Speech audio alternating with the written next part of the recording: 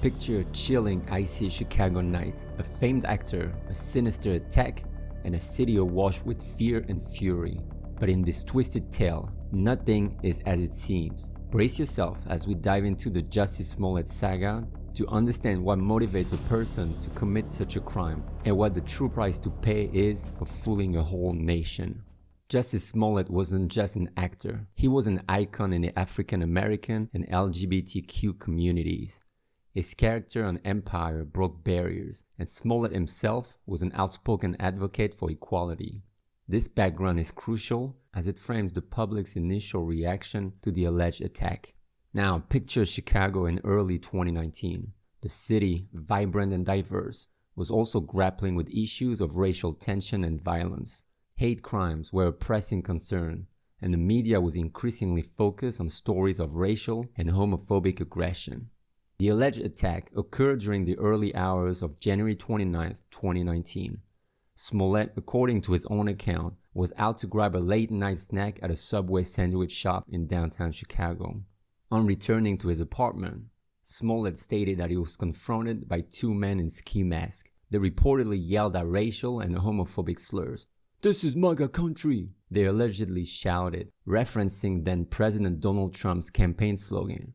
The details were disturbing. A rope fashioned into a noose placed around Smollett's neck, a chemical substance, later speculated to be bleach, poured over him.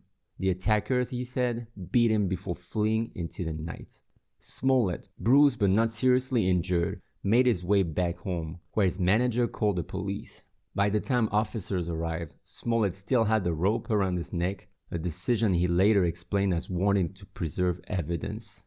The news exploded across media outlets. Celebrities, politicians, and advocacy groups issued statements of support.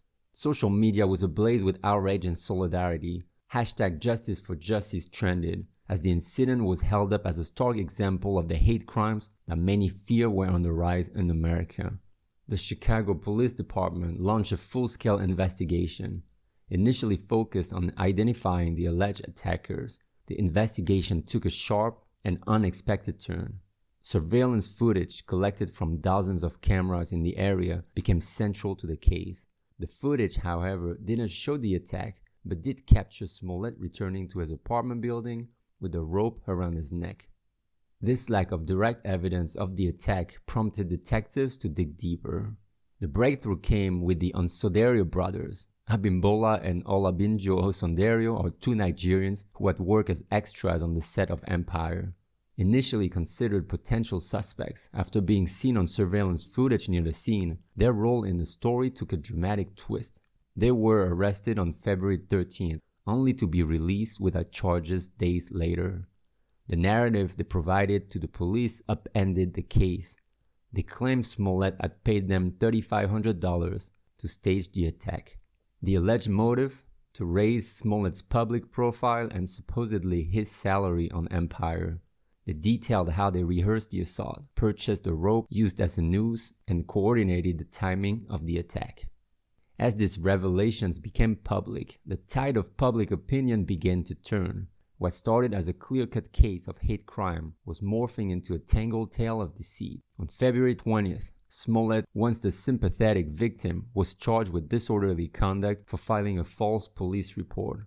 This charge, a Class 4 felony, carried a sentence of up to 3 years in prison.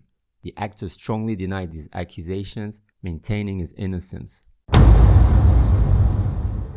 To understand what might compel someone to fabricate such a crime, we delve into the realm of psychology.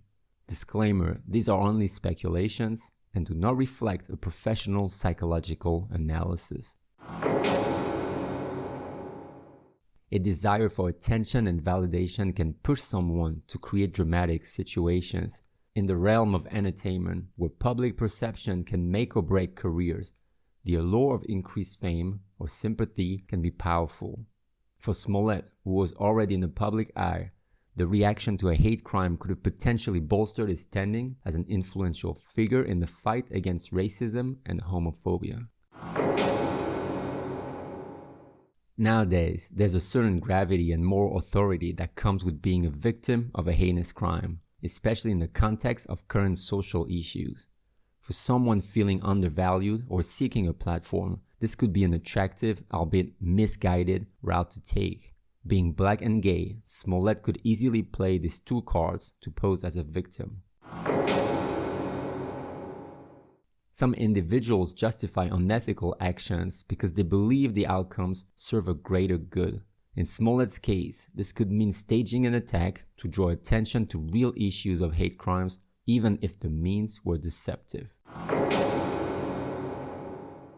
In a culture that often equates celebrity with perfection, the boundaries of acceptable behavior can become blurred. A sense of being above the usual rules or a belief in one's ability to manipulate public opinion might lead to taking extreme and unethical steps. On March 8, 2019, a grand jury indicted Smollett on 16 felony counts related to making a false report. On March 26, in a move that stunned the public and legal experts alike, the Cook County State's Attorney's Office dropped all charges against Smollett. This decision, made in exchange for Smollett performing community service and forfeiting his $10,000 bond, ignited a firestorm of criticism. Questions were raised about the integrity of the legal process and whether Smollett's celebrity status had influenced the decision. The case refused to fade away though. On August 23, 2019, former United States Attorney Dan K. Webb was assigned as a special prosecutor to review the decision to drop the charges. This led to Smollett being indicted once again on February 11, 2020 on 6 counts of disorderly conduct, a clear indication that the legal system was not yet done with the case. Throughout the legal proceedings, Smollett maintained his innocence. His legal team contended that the case against him was based on unreliable and tainted evidence and that he was the victim of a rush to judgment. The trial, commencing on November 29, 2021, was a media circus. The prosecution presented a detailed case, including testimony from the Incendiario brothers and evidence of communication between them and Smollett. The defense, on the other hand, argued that the brothers had attacked Smollett and then fabricated the story of a staged assault to protect themselves. On December 9, 2021, the jury found Smollett guilty on 5 out of 6 counts of disorderly conduct. Sentencing followed on March 10, 2022, where Smollett received a sentence of 150 days in jail, 30 months probation, and was ordered to pay restitution to the city of Chicago and a fine. The legal saga didn't stop here though. On March 16, 2022, a pivotal decision emerged from a 3-judge panel of the Illinois Appeals Court. Judges Thomas Hoffman and Joy Cunningham, in a majority 2-1 votes, commended the release of Jussie Smollett from jail. This order was contingent on Smollett posting a $150,000 personal reconnaissance bond and was to remain effective while his conviction appeal was in process. Judge Maureen Connors, diverging from her colleagues, stood in opposition to this order. On December 1, 2023, the Illinois Appellate Court upheld the conviction, affirming the judgment passed earlier, and Smollett will have to finish his 150 days in jail. Smollett has vowed to seek further judicial review by petitioning the Illinois Supreme Court regarding the case. However, it's important to note that the Supreme Court's choice to hear his case is not mandatory but discretionary. The case had a profound effect on the discussion around hate crimes in the United States. Smollett's initial claim, framed as a radically and sexually motivated attack, drew attention to the very real and pervasive issue of hate crimes. However, as doubts about the authenticity of his claims grew, the narrative shifted. It raised concerns about the potential for false reports to undermine the credibility of genuine victims. In the realm of media and public opinion, the Smollett case served as a cautionary tale about the rush to judgment. The immediate outpouring of support for Smollett, followed by a swift backlash as the story unfolded, highlighted the often reactive nature of public and media responses to sensational news stories. The incident also sparked discussions about the intersection of celebrity culture and justice. Smollett's celebrity status played a significant role in both the media coverage of the case and the public's engagement with it. Questions were raised about whether his fame influenced the initial decision to drop charges and about the broader implication of celebrity on legal proceedings. The story of Jussie Smollett is more than a tale of a crime.